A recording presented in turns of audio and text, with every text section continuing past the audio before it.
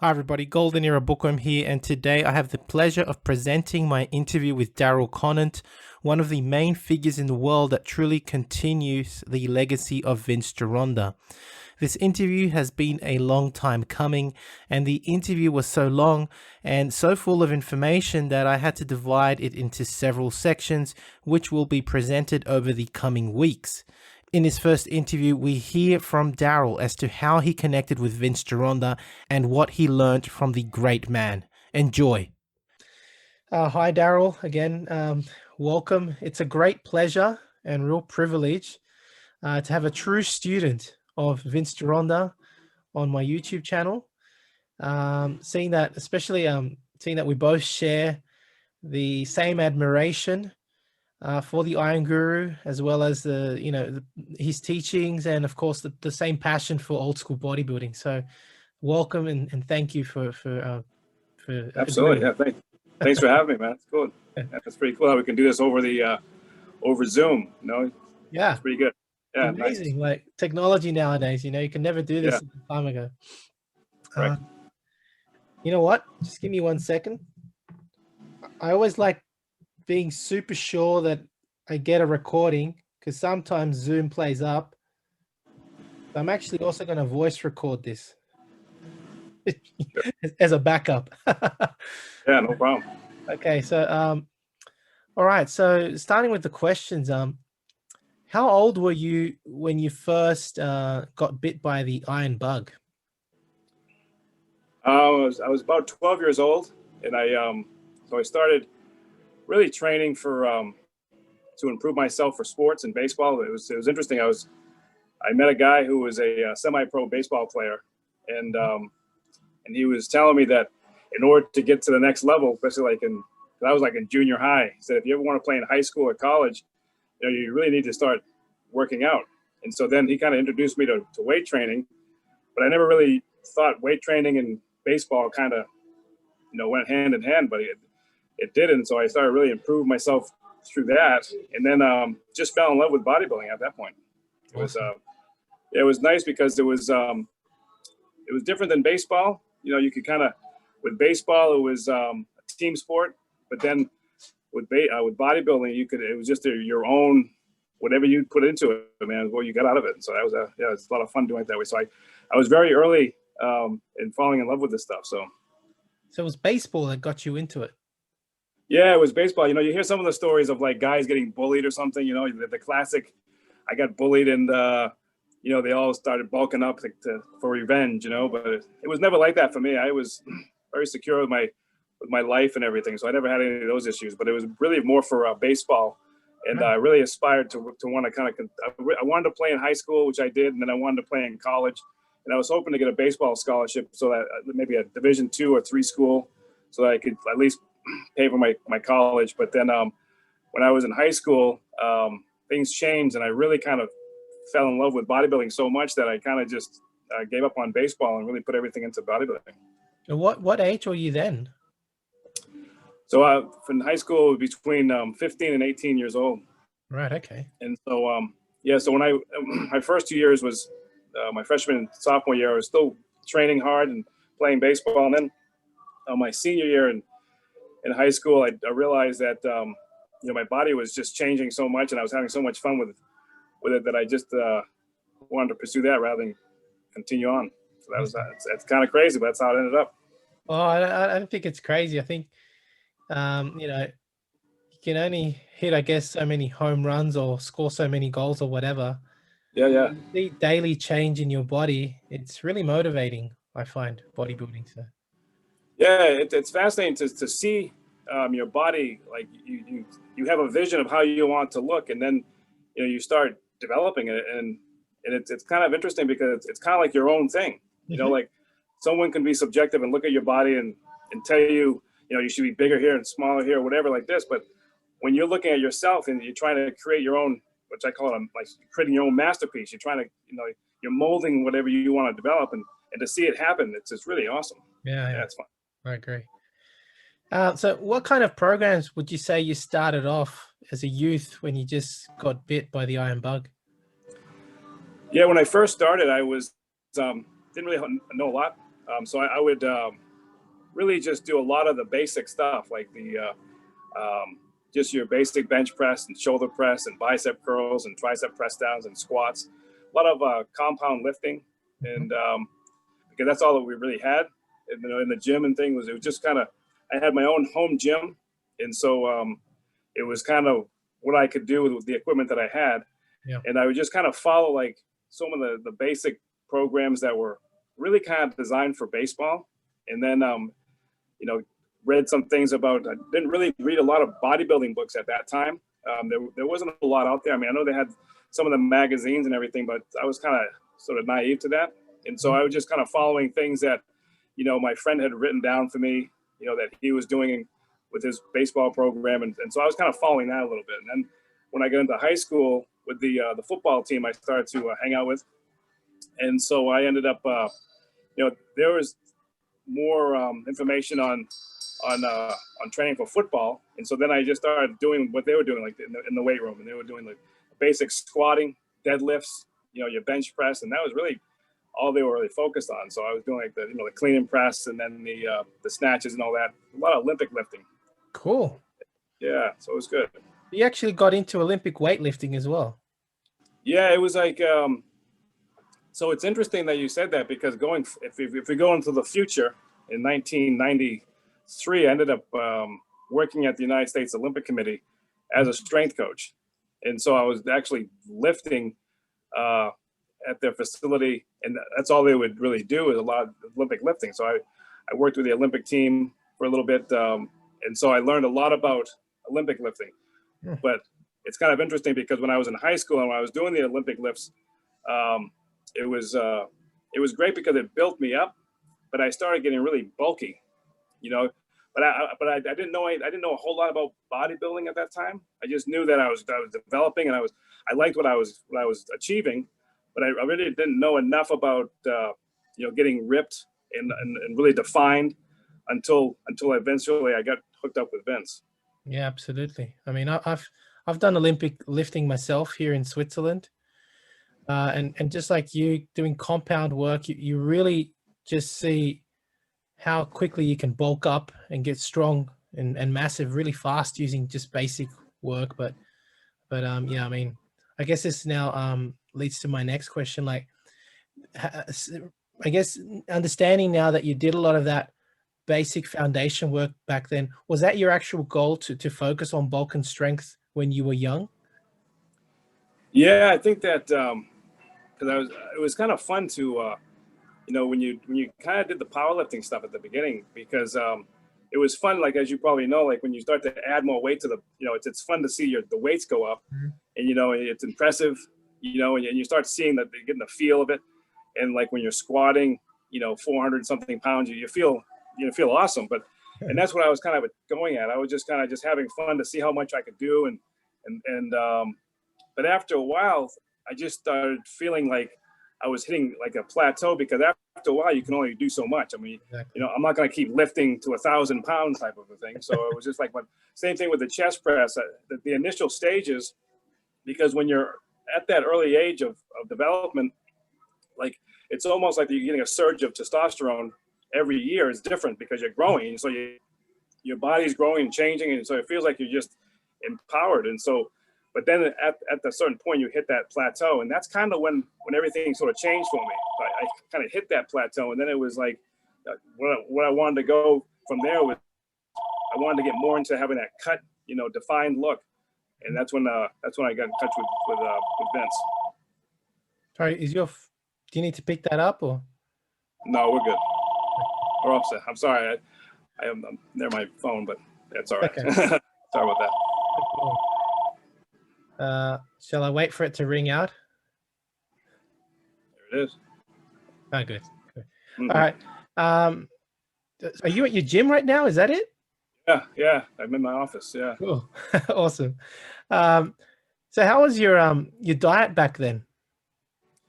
Diet was, it's interesting you say that, because before I started, before I was 15 years old, like I ate everything like everybody else, all the other kids did. Like, but then when I hit 15, I really started, that's when I started hitting the diet really well. I started eating my vegetables. I hated vegetables. You know, I used to eat my vegetables with my nose closed.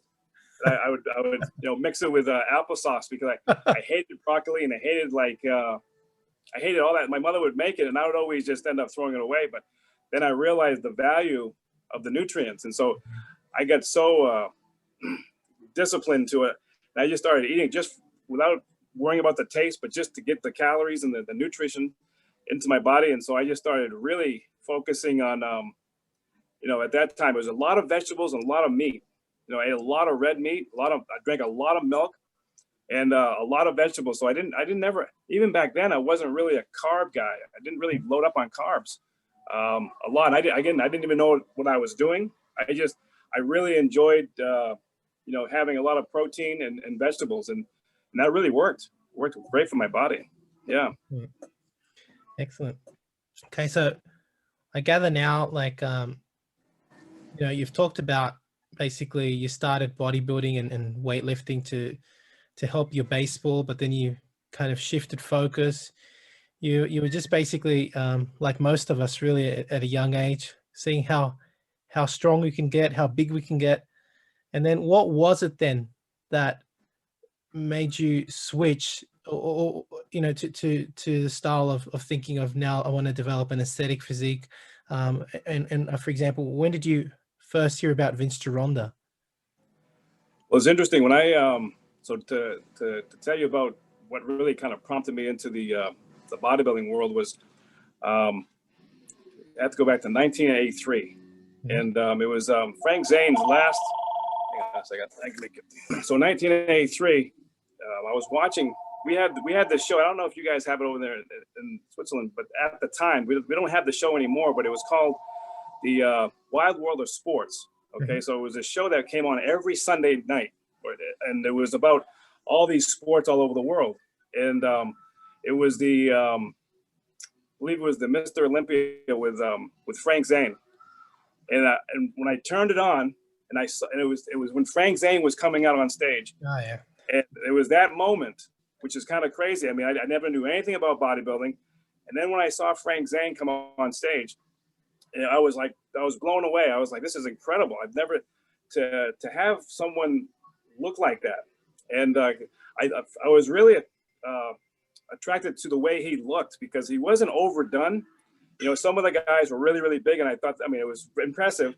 But with Frank Zane, you know, I just liked his symmetry, and he looked fantastic, and it wasn't over the top. It wasn't like, you know, grotesque or anything. And so but I was just amazed how you could make the body look like that. And so it was kind of like that moment that triggered a little bit of an interest. And then I was like, this is awesome. And so then as I continued on, when I got out of high school and went to college, I really started to learn more about, you know, aesthetics and symmetry and kind of like where Frank Zane was kind of coming from, where, you know, he was much not really, really big like Arnold, those guys, but he was very, very well cut.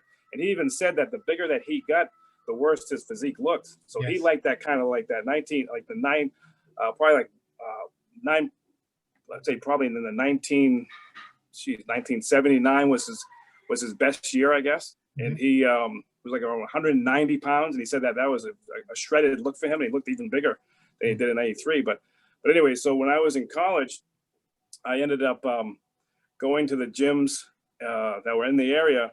And a lot of the guys were in there. They were all taking drugs, you know. And so, you know, I would try to ask questions and try to get some direction and say, you know, I'd like to bodybuild. I'd like to do a contest. And can someone help me? And a lot of the guys just said, yeah, we can help you. But, you know, it's just, it's going to cost you, you know, so much a month because we can get you what you need. And so they were talking about steroids. And I was just like, well, you know, it's not really my thing. I didn't know a lot about steroids. And I just knew that, you know, you had to get a doctor's, you know, subscription or a prescription. And, but these guys were selling it sort of in the black market. And I just knew something was up with that. So I was just like, you know, I really not into that. I like to learn it in a natural way. And they said, well, you're never going to get there if you don't do this stuff because everyone's doing it. You know, and back then everyone was doing it. You know, everybody in the gym at that time was doing it. And so then I realized that, shoot, if this is what bodybuilding is, then I really don't want to be a part of it. I didn't really know that everyone was doing this stuff, and I didn't know what steroids were at the time. And then I learned about it, and I said, this is probably just way too dangerous for me to even mess with, because I have no idea what this stuff is, and unless there's a doctor supervised program. And so I just kind of sort of gave up on it, on the idea of bodybuilding. And then I ended up buying a book on. It was interesting. It was a book that was only about. It was a resource book. It wasn't anything about bodybuilding, but it had all the names and addresses of all the manufacturers of equipment, all the trainers, all the nutritionists in the country.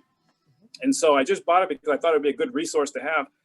And so in the back of the book, they had like a listing of all the famous bodybuilders of that time, with all their addresses and phone numbers. And I'm like, this is unbelievable. This is great. It's like Google. You can just go in there and start picking out all the names. So I sat down and I wrote about 100 letters to all the bodybuilders. Wow. And I asked them for. I wrote to Arnold, I wrote to Frank Zane, I wrote to all the big guys, and I'm thinking, wow, this is going to be unbelievable. I'm going to get all these letters back.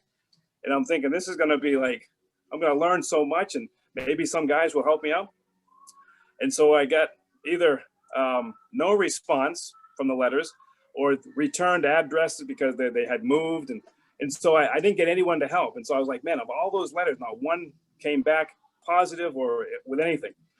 And so then I was kind of frustrated. And so then I looked at it and I figured maybe I could go to a different route. And so I looked at, there was a name in one of the book, the book, and it was under nutrition. And so his name was Ron Kozloff. And so it just I was thinking, maybe I need to talk to a nutritionist, because maybe that's my end, to learn about nutrition first, and then I can maybe learn about bodybuilding. So anyways, I called up Ron, and it was unbelievable. He talked to me for like 4 hours. Again, he wasn't trying to sell me anything or anything like this. And so he started telling me about, because I was so interested in nutrition and bodybuilding. So we talked for 4 hours. And my hand, I remember writing down everything that he was saying, and my hand was almost going to fall off, And I was like, this is incredible.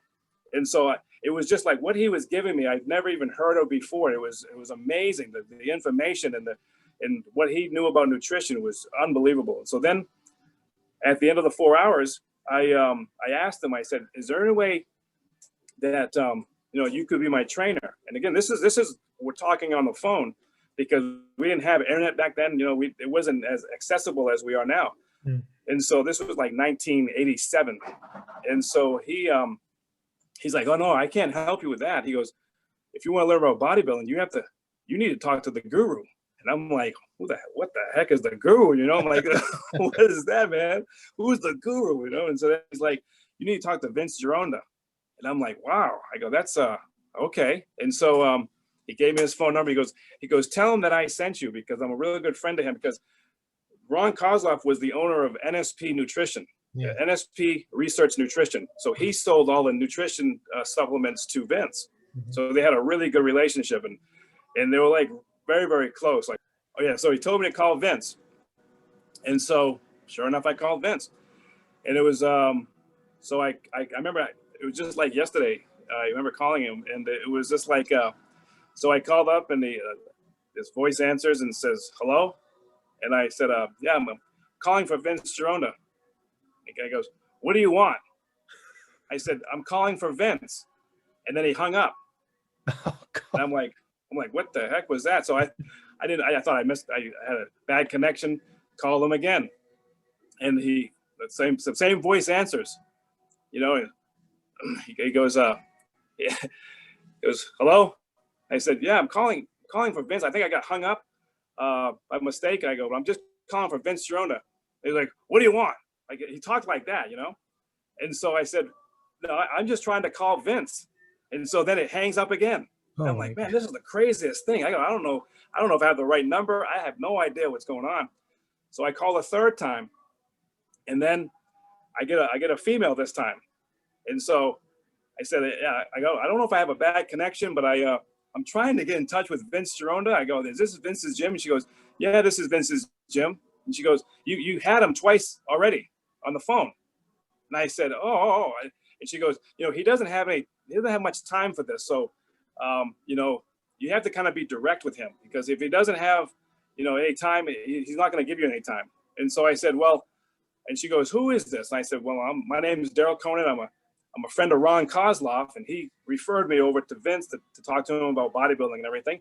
And so then she's like, okay, hang on for a second. So I hear her yell over to Vince, and she says, yeah, it's a friend of Ron's.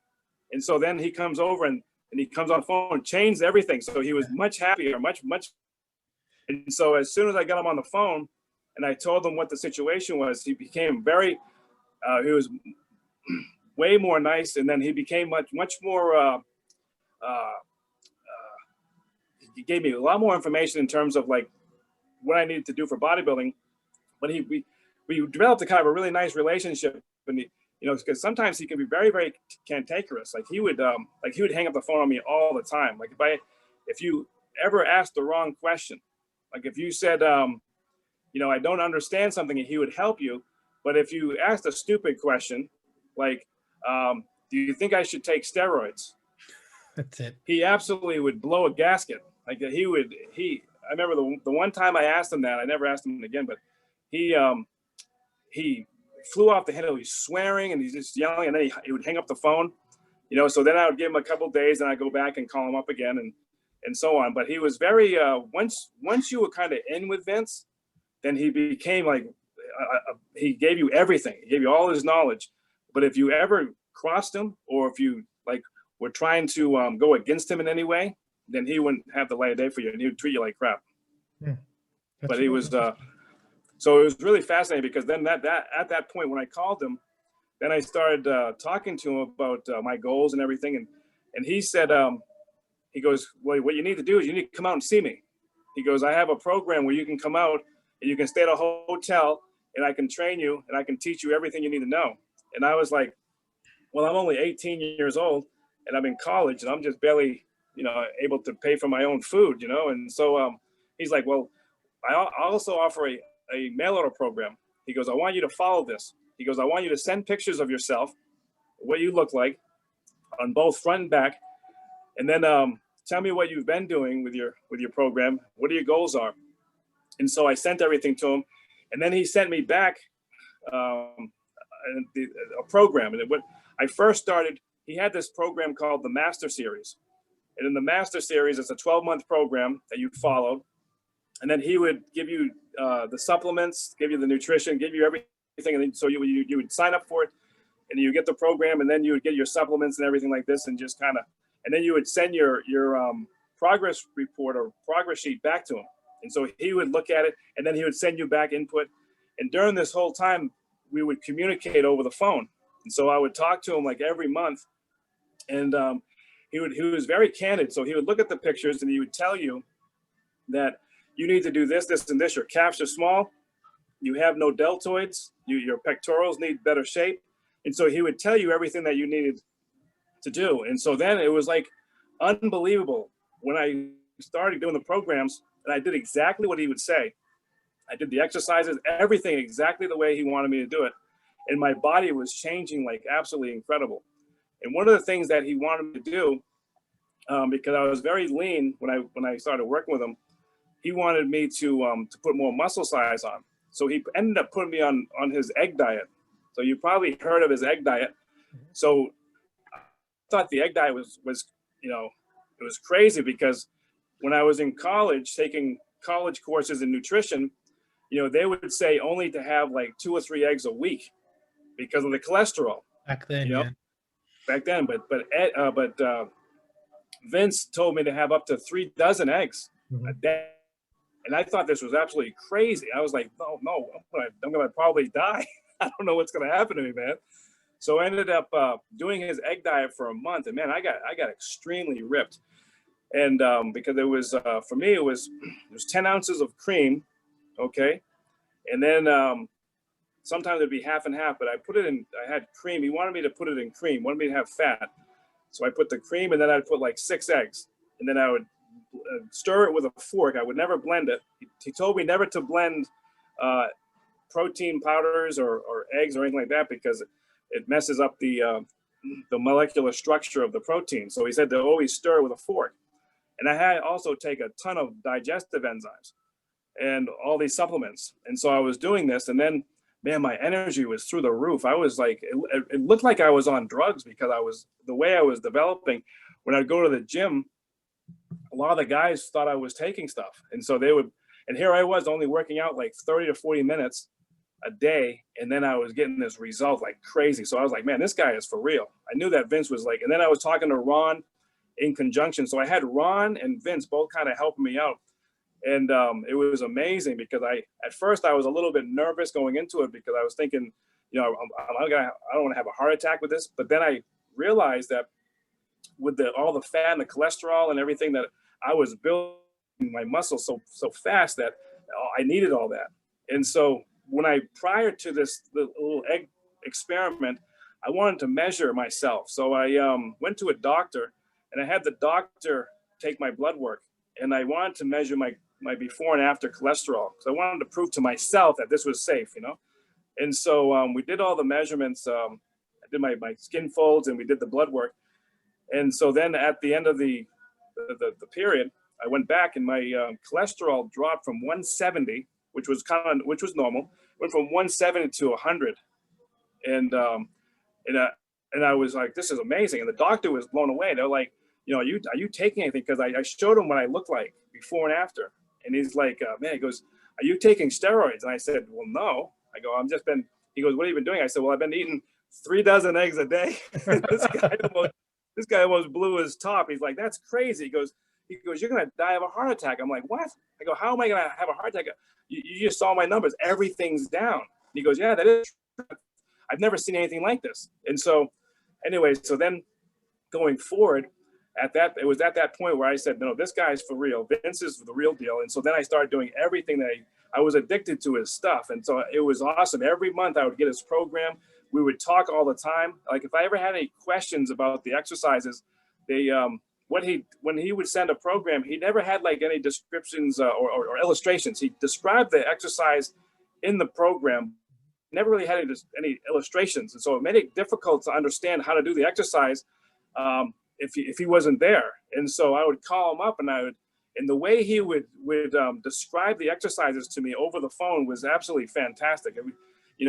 He was so precise. And so I started doing it. And then sure enough, like everything would start popping out and it was just incredible. And so I stayed on the master's program for the first year. And then I did the pro series for the second year. And then after the pro series for the next 3 years, he would send me a customized, personalized program every month. And so again, I talked to him and we had this really nice relationship because the thing was, I never met Vince in person. Okay. So a lot of people need to understand that because I never met him in person and we didn't have internet. So I was communicating with him over the phone and via the mail and everything. So every month I was sending pictures and everything like this. And so I never saw the dark side of Vince for the most part. I saw it when I would talk to him and he would get a little upset. And like if he was having a bad day, he was real short with me, or sometimes he would just hang up for no reason. So then I knew that, I just thought he was always busy. But then when you hear the stories of Vince and he was very difficult. Some guys were very, they had a bad taste from Vince that met him, because sometimes if you met him in person, he would really sometimes really kind of make you feel small, I guess, But since I was paying him every month and everything was going well and I was getting progress and I was doing everything he was saying, I think that he felt like, I was a real true student. And so I am probably his most successful mail order student of anybody, because I know all this stuff. And then I over the years, we had like 5 years of this, and that's a long time to stick with somebody. And so then after I trained with him and I competed, I was doing fantastic. I did my first show that I ever did. I came in second place and I was completely ripped to the bone, man. It was just incredible. Like I was 19 years old and it was just like, this is unbelievable. So everybody started coming up to me and asking me, how do I get in, what I was doing. And I was just telling them I was just doing 35-minute workouts, and I was getting absolutely shredded. And these guys were in the gym for 2 hours, 3 hours, and they weren't making any progress. They just weren't making any, and that's the thing. And so then once I kind of finished with Vince, I went to the Olympic Committee. Okay. And so when I was working for the Olympics, I kind of, it's like when in Rome, do what the Romans do. So I had to train like the Olympics, Olympic athletes. And so, because they didn't have all of Vince's stuff, they didn't have cables, they didn't have even a lot of dumbbells. It was basically just a lot of Olympic lifting. And so for 2 years, I was just doing Olympic lifting, and I didn't like it because I was losing my what I had with Vince.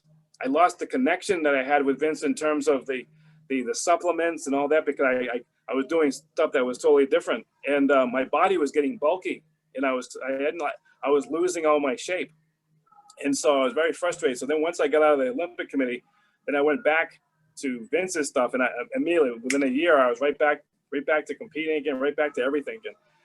And so now in 1997,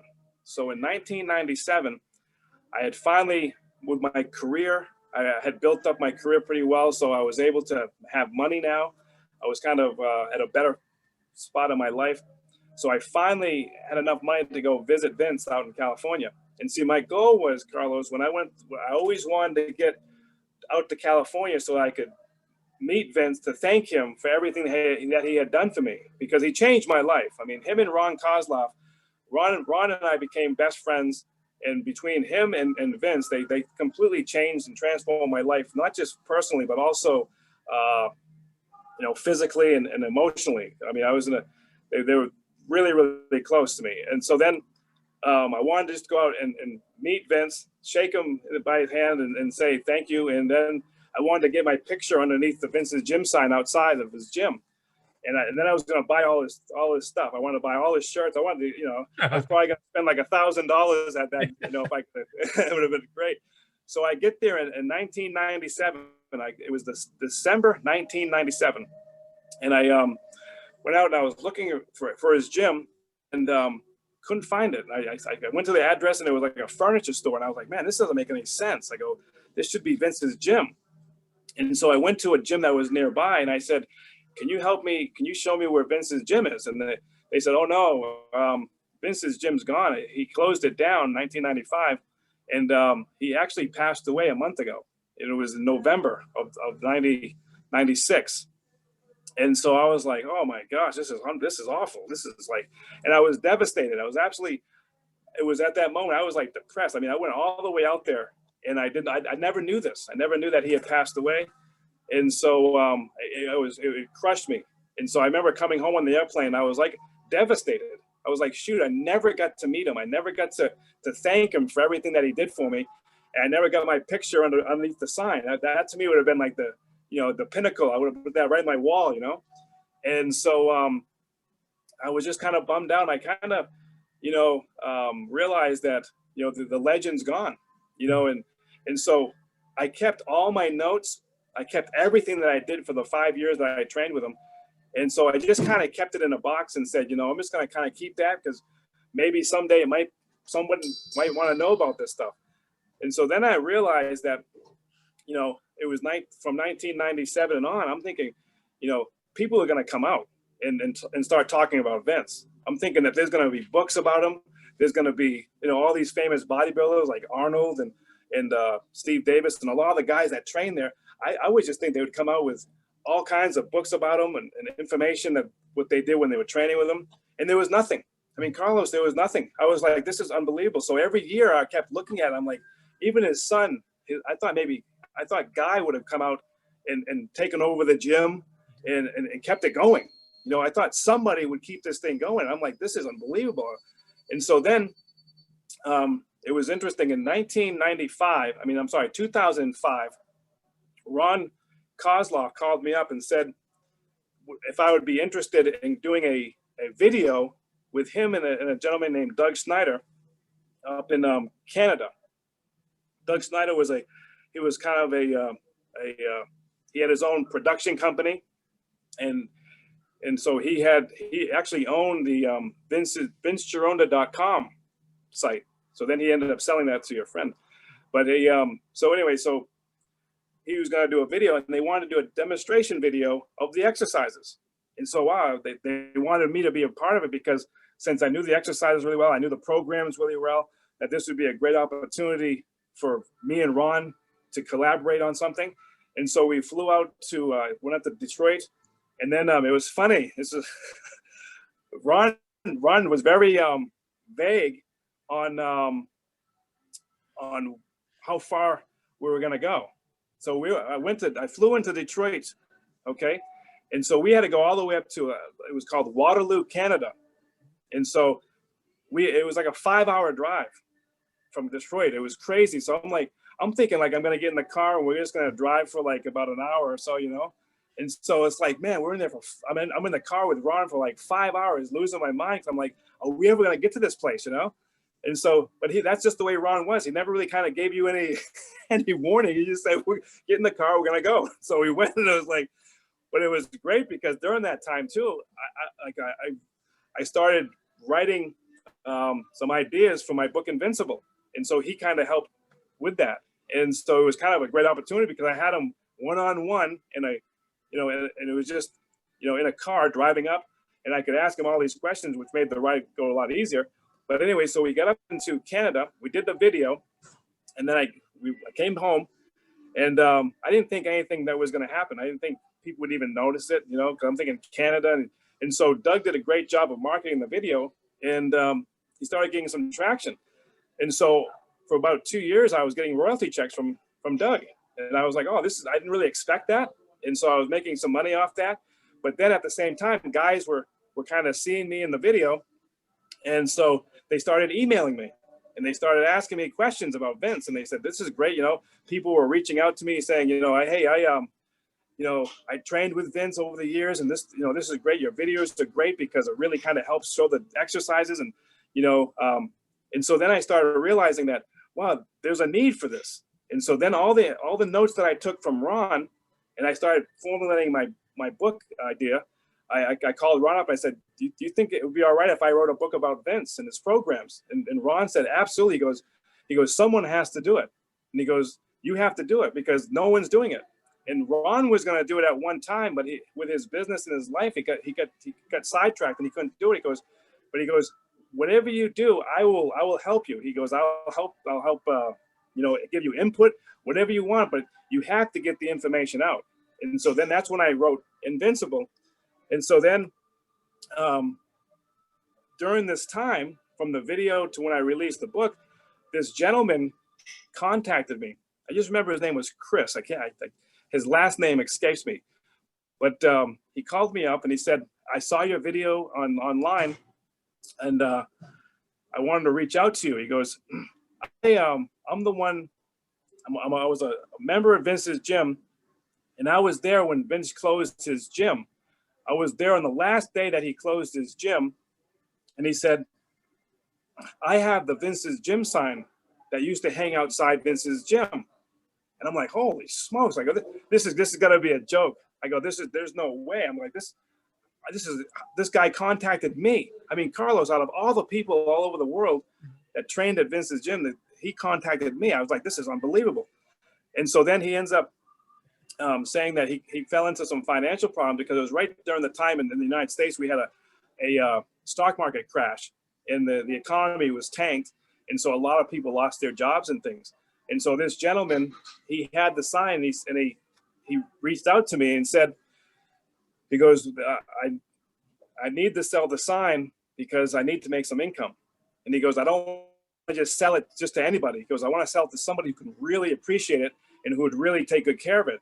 And I was like, oh man, that would be me. I go, I'm going to take unbelievable care of this thing. And so anyways, I paid him more than what he wanted because I felt bad for him.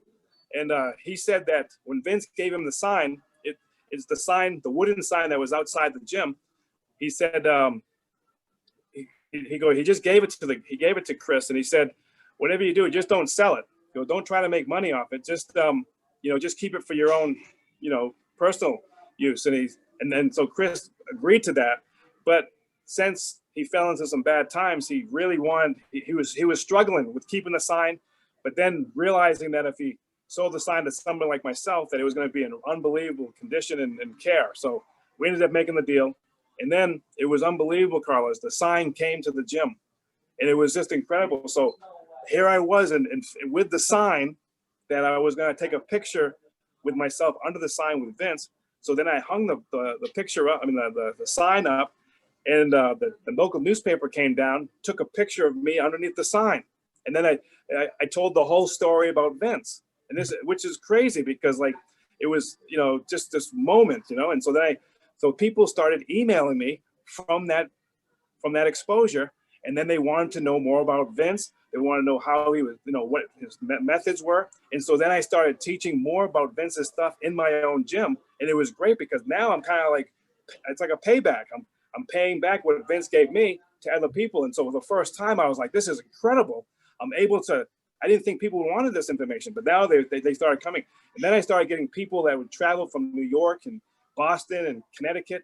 They started coming up, and I started teaching them Vince's stuff, and it was incredible. So then I started putting it all together, and then I released Invincible, and then Invincible came out. And when I wrote Invincible, it was really kind of for these guys that were just kind of coming up. I didn't really expect it to really go up to be a big seller.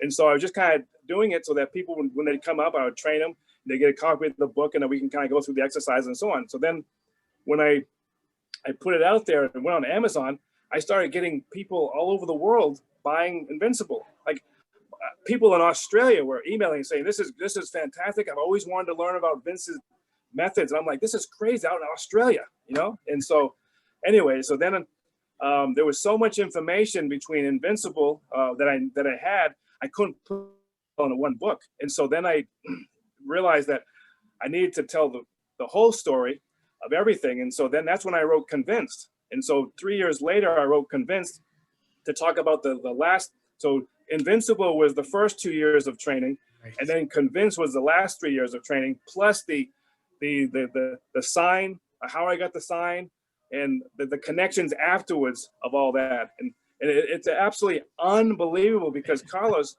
I ended up, you know, going out through all these little steps, and then eventually through a crazy networking and a crazy story, I ended up with most of the Vince's gym equipment, which is absolutely unbelievable. I mean, it's like, I don't want to be corny or anything, but it's almost like Vince was kind of like guiding all this to kind of come to me because he realized how loyal I was to his programs, and that I was going to take care of it as well as get the information out. So I didn't want to be a guy that was going to buy the equipment and then just hoard it for myself and just say, okay, no, I'm not going to share this with anyone. I wanted to get it so I could have a museum so that I could present what this was to anybody who wanted to come up to see it. And then I could train people so they could get the idea of what Vince was teaching with the exercises. Because over the years, like the equipment wasn't really, it was in a warehouse. No one knew where it was. And so for years, it was always kind of like a mystery. Everyone was like, you know, did anybody have any idea what happened to Vince's gym equipment? And so some of the stuff got damaged and got thrown away, but everything was kind of stored in a warehouse in California. And a guy named Bob Farona, Bob Farina or something like that. But anyways, he was like a movie producer, and he bought Vince's gym equipment. So when Vince was closing up the shop, he asked Vince, he said, so what are you gonna do with the equipment? And Vince like, I don't know. So he said, well, I'll give you a few thousand for it. And so Vince said, all right. So he gave him all the equipment. So the guy had it set up in a little warehouse. And there was like one picture that was out on the internet that was kind of filtering around. Everybody, no one knew where this facility was, but all the equipment was set up. And then I actually got in touch. It's crazy how I got all this information, but I ended up getting in touch with Bob and asking him about the equipment, and he was going to sell the equipment to me. And so through this crazy story about how it all ended up, so I ended up with it, and it's been unbelievable. I tell you, every day I have a museum, and I can go there and sit in there, and the equipment it's still in incredible condition. And I had it refurbished and renovated. And to think about this, Carlos, that I'm all the way in Maine, as far east as you can get, literally, I'm right around the ocean. And this was all the way in Studio City, and it ended up all the way across the country to my facility. Yeah. Again, with all the people, I think of all the people that trained at Vince's gym, all the famous bodybuilders and everything, that I would think that they would have just jumped on all this. And no one wrote the books, no one did anything.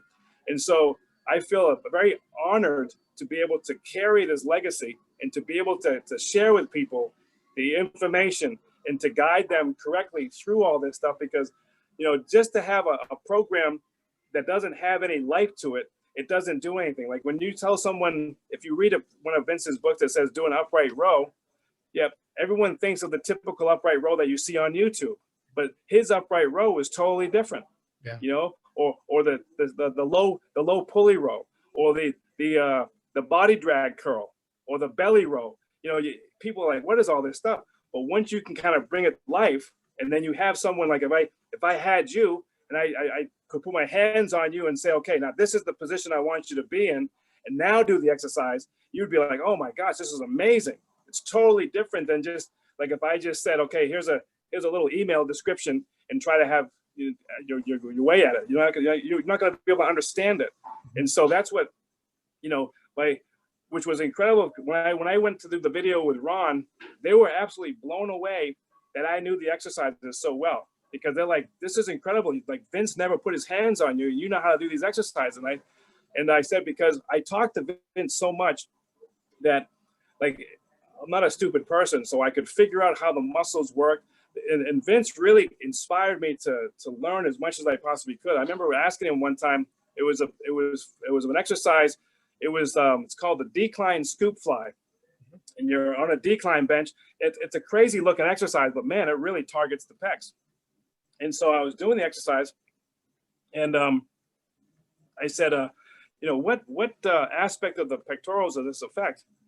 And he goes, the lower sweep, the lower part of the fibers down low, and then the sweep up to your armpit. And he said, and he goes, do you know where the origins and the insertions are of the muscles? And I'm like, no, I do not. And he goes, well, before you ask me any more stupid questions about the exercises, I suggest that you go and you learn kinesiology. And I was like, okay, you know, here he was probably insulting me, but then I'm thinking, all right. So then, sure enough, I would, since I was in college, I signed up for I started out in business, and then I changed everything over to exercise science. And so then I learned, kinesiology, anatomy, the physiology, the neurosciences and everything. And then I could really relate to Vince even more. So I think that he appreciated that I was trying my best to try to understand what he was talking about, because he was talking way over your head. Like the first few months when I was training under him, I had no idea I would just write down everything. I didn't want to argue with him. And so I just listened to everything that he would say, but he was like way over his head. He's talking about the solar plexus, talking about the energies and all this stuff. And I'm like, man, this is crazy. And so then once I started taking the courses, now I could understand. So now I was down here with my intelligence and his was up here. I started coming up a little bit further to him. And so I think that he really appreciated that I was doing that and respected that way more. But so if you look at this whole journey that I've been on, and so where I'm at now is, you know, so I've been getting people, it's been fantastic. The outpouring of people that want to know about this stuff. It's like they're hungry for it, you know? And I get emails every single day asking, you know, about the egg diet.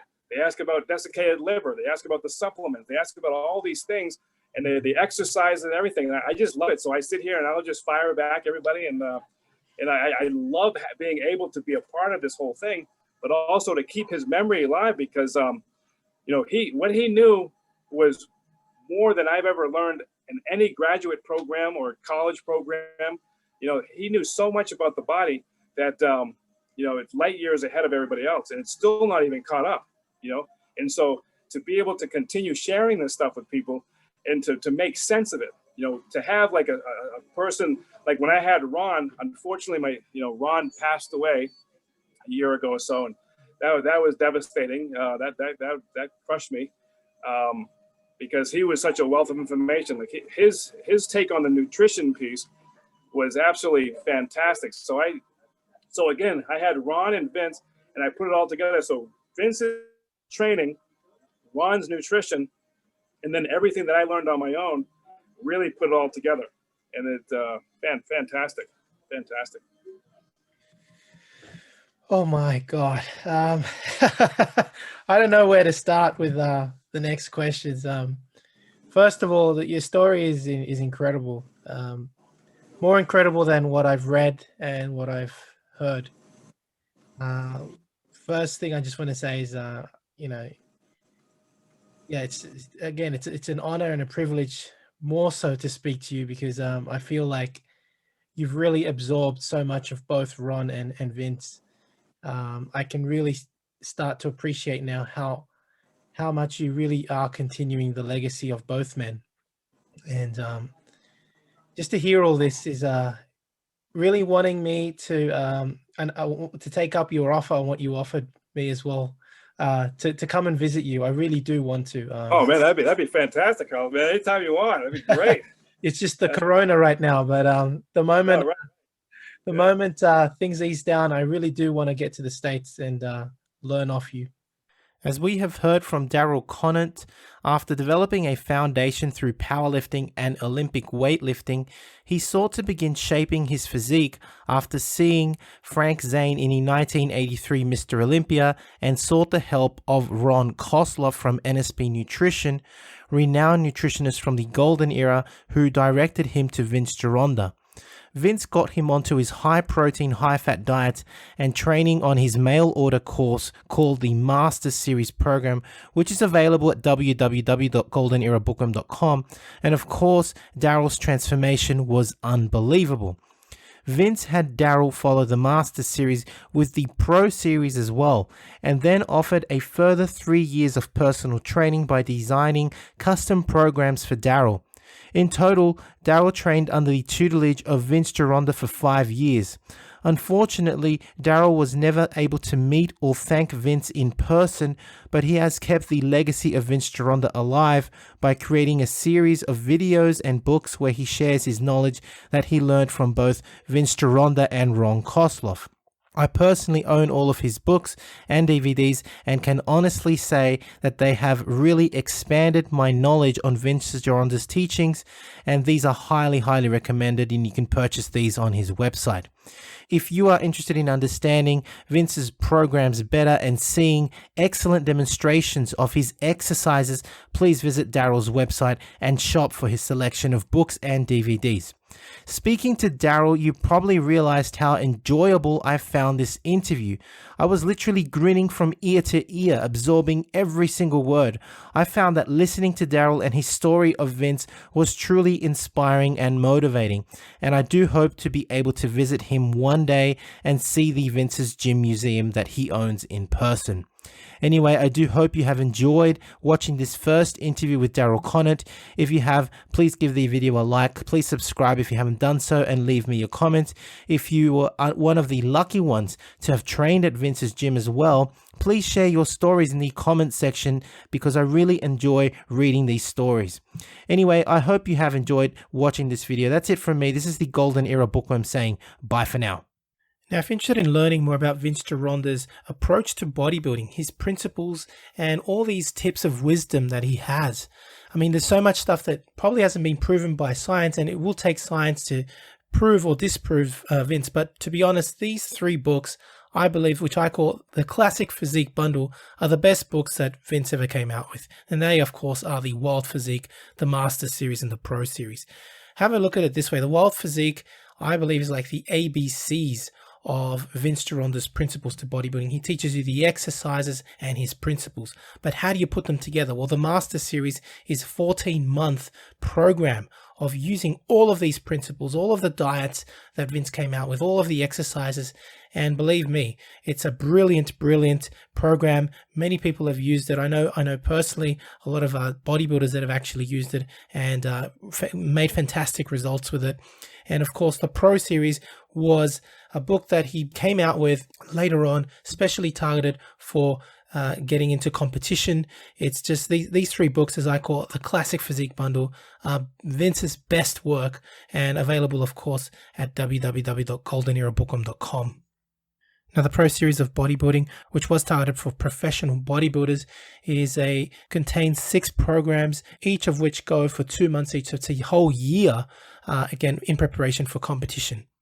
Need a bodybuilding poster for your gym or office? Then check out Ironman Magazine archive.smugmug.com for the highest quality posters on the planet. Scroll through the galleries of all the legends, including greats such as Arnold, Frank Zane, Sergio Oliva, Serge Nubret, Tom Platz, and Larry Scott, and much, much more, and select your poster now.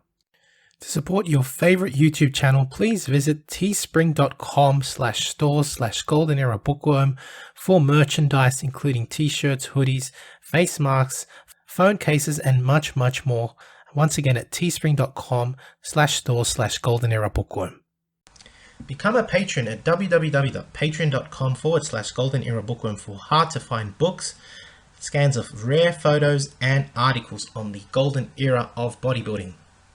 To take full advantage of my collaborations, use code GEB20 with NSPnutrition.com and VinceGironda.com, as well as code Bookworm12 at OSL.com for a discount at checkout.